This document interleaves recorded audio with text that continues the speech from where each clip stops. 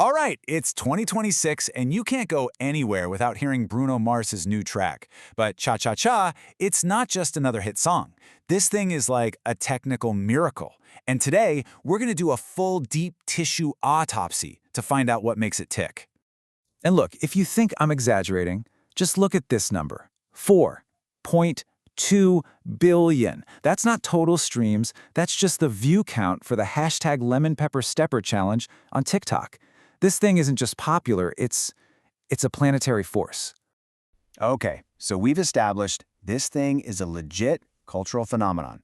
It has totally colonized all of our feeds. But the big question is, why? What's going on here?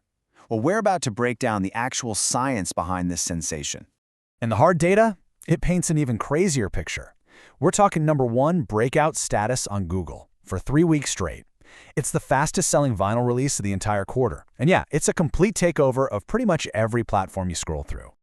But let's forget the numbers for a second. Here's the real question, the one you can feel. Why does this track feel so different, so much heavier, more authentic than your average pop hit? That's what we're here to figure out. Well, it turns out the whole song is built on this kind of secret code. So let's peel back that first layer. Let's look at its musical DNA. Okay, let's start with the skeleton of the whole thing. The key is C minor, right? That gives it that dark, kind of sultry, slightly dangerous vibe. It's moving at a super crisp 118 beats per minute, and it's driven by this percolating clave rhythm. And what that really is, it's this syncopated offbeat pattern that just forces you to move. It's the song's heartbeat for real. And then there's this little magic trick they pull. In the chorus, they use something called a Philly lift. Now, this is a very specific chord that creates this moment of lush, cinematic weightlessness. You know that feeling? It's the reason that when the chorus hits, it feels like the entire room just got 10 feet taller. You ever notice how the song just kind of pulls you forward, like it's physically dragging you?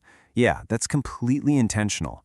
Bruno is actually singing those cha-cha-cha syllables on the upbeat, so he's literally rushing the groove, daring your body to follow him. It's a physical invitation to get on the dance floor. Okay, so that's the rhythm. Now let's talk about the sound, the whole soundscape, because it's not just about what notes are being played, it's about how this thing was recorded. That's what creates this incredible texture.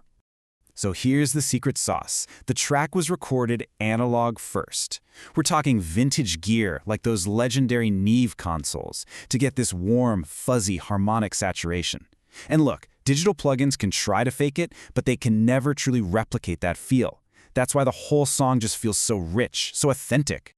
And the engineering? I mean, it's just genius. They built a legitimate 3D audio experience here. You've got the brass, right? That's panned hard left and right, making the soundstage feel absolutely massive. Then you have the background vocals. They've got this pre-delay reverb on them to create depth, so it literally sounds like they're standing 5 feet behind Bruno. And then, way down deep, there's this hidden sub-bass layer, giving a 70s soul song this modern tectonic power. And here's what that all adds up to.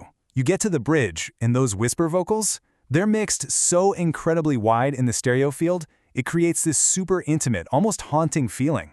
It literally feels like a ghost is standing right behind you, breathing the lyrics into your ear. But now we get to the song's most unhinged and absolutely brilliant secret. It's a deliberate and beautiful glitch in time. Okay, get this. This wasn't just a simple sample. It's what's called a structural interpolation. They took a melodic idea from Juvenile's 2003 banger Slow Motion, right? And then they had a full-on 1970s-style mambo orchestra performance. It's this fusion of decades that on paper should not work, but man, it absolutely does. And honestly, this quote just absolutely nails it. It's like a glitch in a neon cathedral. I mean, come on. That is the perfect way to describe blending Southern hip-hop with Philly soul and Cuban jazz. It's totally unexpected, it's reverent, and it is dazzling. All right, so let's pull all of these threads together for the final layer. Because every single one of these technical choices we've talked about, the chords, the production, that time-traveling interpolation, it all serves one single purpose: telling the story. So there's this principle that ties all of this together. It's called prosody, and it's actually a pretty simple idea. The sound of the music should perfectly mirror what the lyrics are actually saying. And let me tell you, Cha-Cha-Cha is an absolute masterclass in this.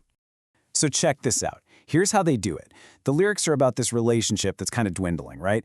And the music in the verses mirrors that perfectly. It's tight, it's controlled, it's a Latin jazz thing. But then, in the final minute, the story shifts. It's about this revival on the dance floor. And the song undergoes what's called a structural ignition. It completely morphs into this huge, soaring disco groove. The music literally becomes the story of that reinvention. So, when you really look at it, Bruno Mars didn't just write a song, he built a time machine. Which leaves us with one final, fascinating question to think about. Is this the future of music? Are the most innovative artists out there no longer just writing songs, but actually building entire worlds that bridge time itself? What do you think?